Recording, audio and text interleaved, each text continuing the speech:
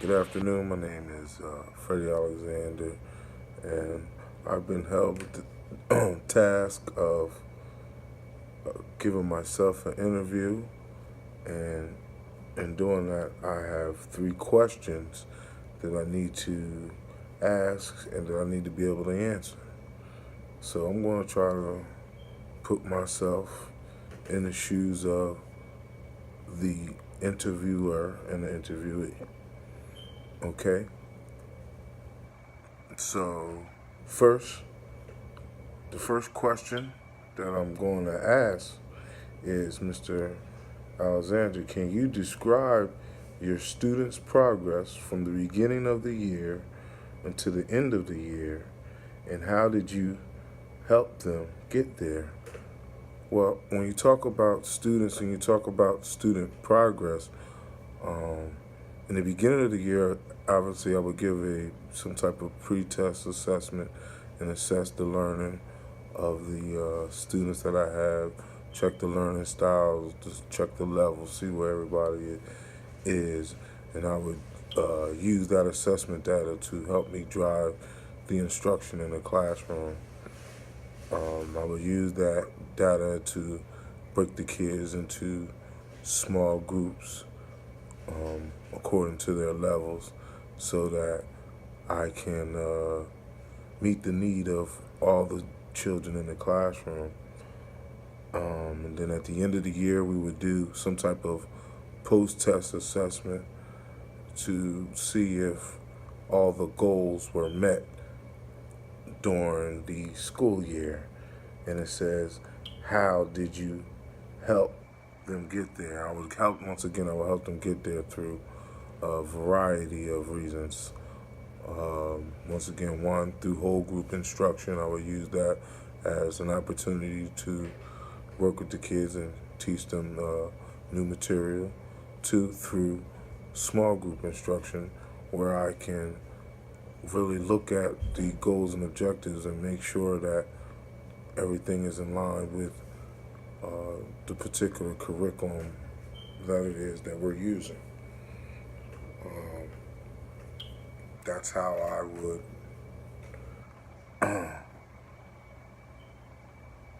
check the progress of the students and see what it is, where they belong.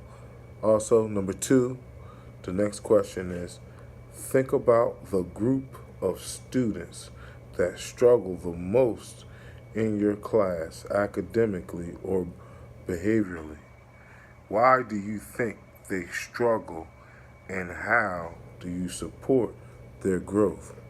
Well, when you talk about students who struggle in the classroom, then you could be talking about a variety of factors and why children are struggling. One could be the teacher. The teacher may need to adjust what it is that their delivery is. Maybe they need to take a look at, what strategies he or she is using to uh, relate to the children so that they can get through the lesson. Two, it could be the child, you know, what the child is going through prior to coming to school, or what that life looks like at home, or, or the relationship with the children in the classroom. And it depends on, once again, there's a variety of factors that will play into a student with a behavior or a student from uh, a student who's academically struggling. But however, I would do several things. Like as I said, I would make sure that I address the needs of that child and find out what it is that struggling student is going through. Once again, you find out what it is their problems are, and then once we address that, then we can move forward with the education. I think anytime that you have struggling students academically or behaviorally, it's a must that you, once again, address the needs through conversation, having conferences with the child, checking to see what it is, how it is that you can help them, and what their needs are, and making sure you address them. Also, you can make sure that they have somebody in the room, which was a co-teacher, somebody working specifically with that child for a specific amount of time to help growth with that particular student. And that's how I would do that. Now, question number 3. Share a time when you collaborated successfully with a colleague, as well as a time when you did not collaborate as successfully. Well, that's easy.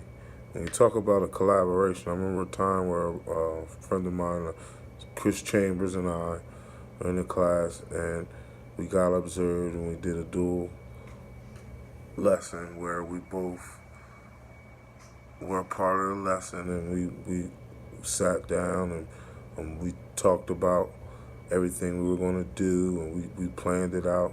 And then when it was time for us to perform the lesson, we did very well. We piggybacked off of each other. We both understood the vocabulary. We both understood the introduction and where we wanted to go with the lesson.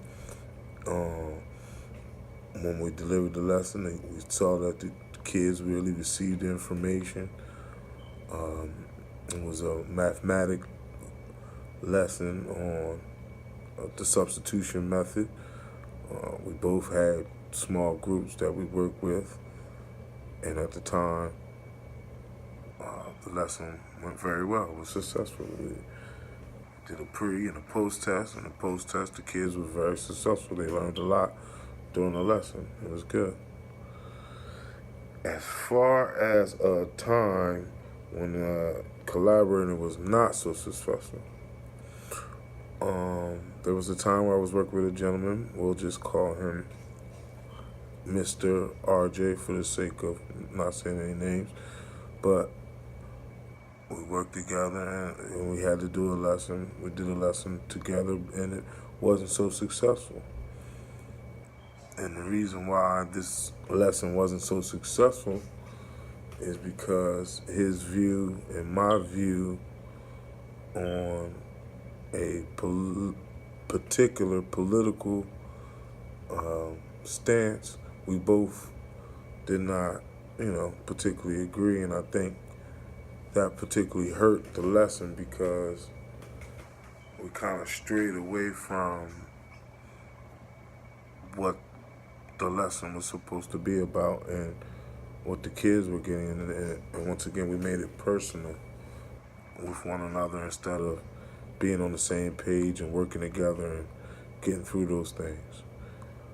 That's what I can honestly say is a lesson that was unsuccessful. Thank you, and have a nice day.